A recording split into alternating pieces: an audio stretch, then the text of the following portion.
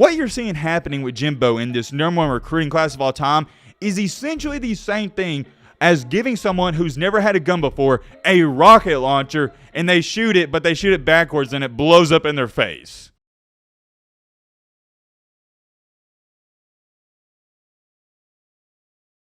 Ladies and gentlemen, the Jimbo saga continues, and I feel like I've said this a lot recently on the channel, but it still holds true. I've never seen a situation quite like this. When it comes to the sport that we all love the most, has anyone seen anything near as bad as this? I don't think so. There's a new rumor on the block going around that not 1, not 2, not 3, not 4, not 5, but 6. Let me repeat that, 6 5-star recruits.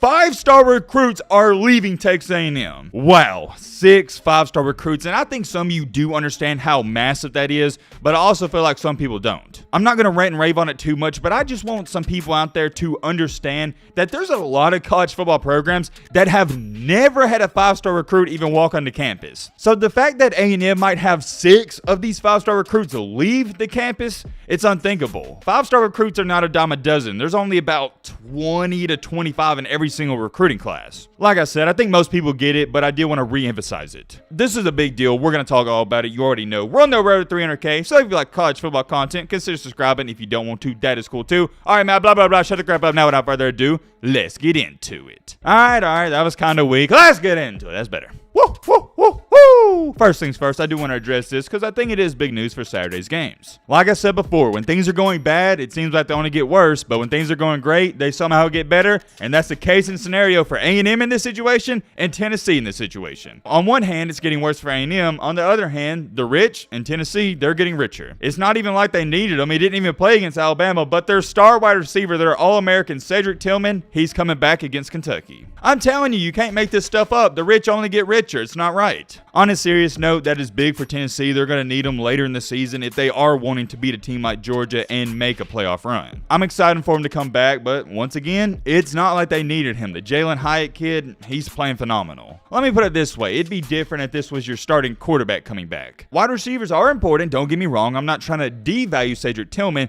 It's more so of me giving respect to the current Tennessee wide receivers that are going off. I did want to mention that before we get into this A&M stuff. Speaking of A&M, let's get into it. I'm sorry, I'm not sorry. I am not going over what has happened up to this point. If you want to find out, you can go watch the previous videos. Basically, to make a long story short, like I said, you can find out more details if you watch previous videos. Jimbo Fisher suspended 2 5-star recruits for doing you-know-what before the South Carolina game. They shouldn't have done that. I've already ranted on it in the story. One of those 5-star recruits being Denver Harris, and the other 5-star being Chris Marshall. So that is 2 right there. I don't care who you are, that's a big blow to any team. Well, like I said in my previous video, sometimes in life, when you are down, when it is bad, and you think it can't get worse, it does. Before I say anything else, let me clarify on this. This is a rumor. This is your warning, disclaimer, yada, yada, yada. This is a rumor. So if you don't like this rumor, you think it's not true, whatever, don't be mad at me. I'm just a messenger. Or actually, you can be mad at me. I don't care. But anyways, let's get move on. It's being stated that former 5-star defensive lineman Donnell Harris has reportedly been suspended as well, even though he medically retired months ago. Okay, that's interesting, but here's another one. Former 5-star running back LJ Johnson has reportedly quit the team. Okay, if that wasn't bad enough, moving along, former 5-star defensive back Deon Bowie was told he is not welcome back.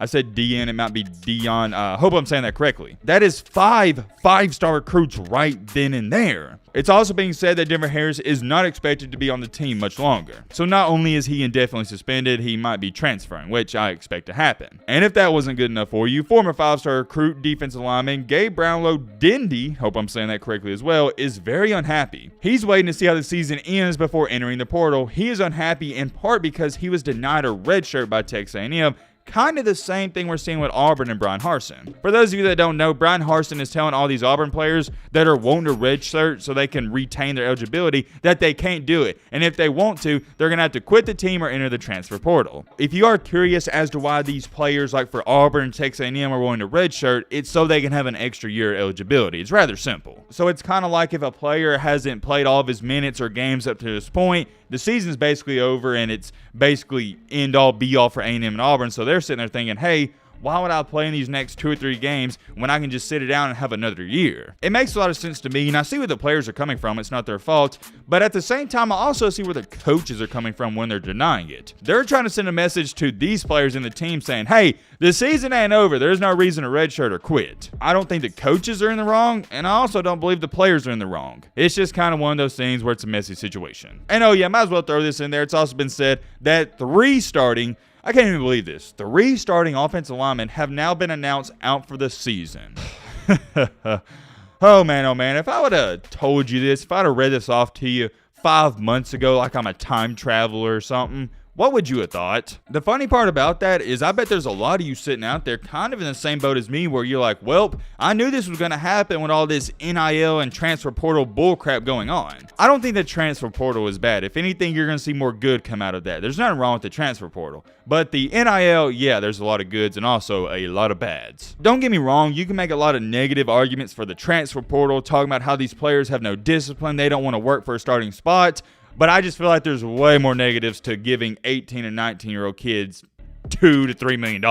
And let me make this clear. I am for NIL. I want these players to get paid. In this life, if somebody is willing to pay for your talents, you should be able to get that money. I don't care if Bob the Builder don't like it. I don't care if Timmy watching this video doesn't like it. It don't matter what you think. Because you want to know the cold hard truth and the bottom line? If somebody was willing to pay your son or pay you $3, $4, $5 million to go Texas A&M, a lot of you would take that money and go there. There's a lot of hypocrites out there. Whoa. Hold on. Here's where things get interesting. Like I said, this is a rumor. This isn't coming from me. I'm just reading this off Instagram. Apparently, according to these A&M Instagram accounts, this isn't real and it's bullcrap, but I expect them to take up for their team. This person said whoever's running this account, literally the first bullet doesn't even make sense. How do you suspend someone who medically retired from the entire sport? He was also a 4-star, so I guess according to them, he wasn't a 5-star, but we all know putting 5-star makes it look way worse. I'm not gonna lie, when I was reading that off to y'all, I thought that was weird. If he's medically retired, what's the point of suspending him? So that's a good point. Under that, also stating, a lot of this is complete bullcrap, get your clout up, I guess. Under that, another Aggie page. Where's your source on this, bud?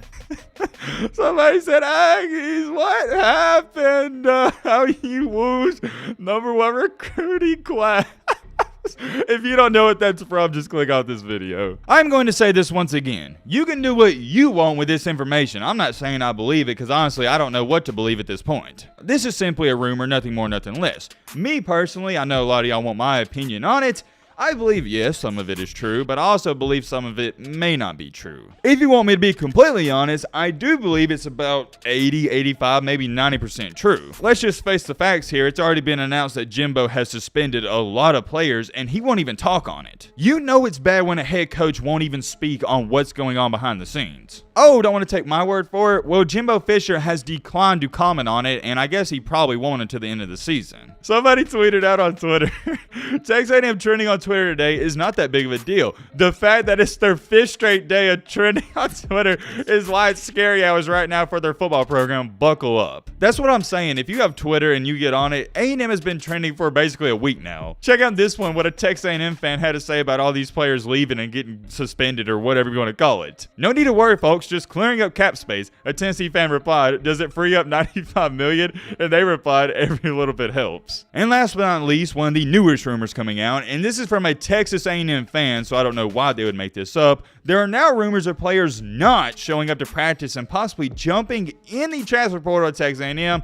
The blows keep coming. You hate to see it.